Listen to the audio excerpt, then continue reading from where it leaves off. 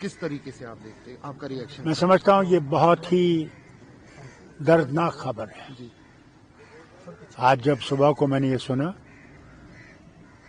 مجھے یہ لگا کہ مہاراشٹر کے ایک بہت بڑے سپوت جنہوں نے مہاراشٹر کی تقدیر کو بدلنے کی کوشش کی،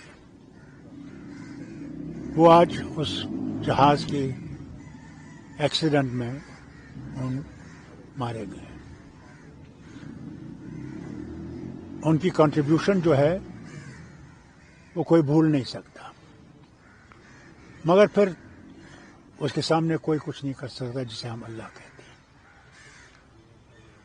بہت ان کو پونا جانا تھا جہاں پہ الیکشن ہونے والے تھے، اس کے لیے تیاری کر رہے تھے، مگر تقدیر نے ساتھ نہیں دیا.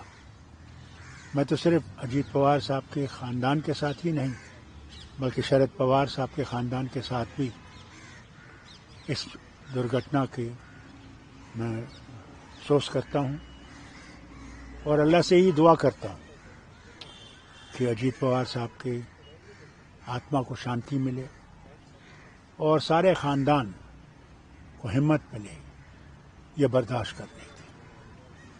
آج بھارت کا ایک سپوت جو ہے وہ اس دنیا سے چلا گیا. شکریہ.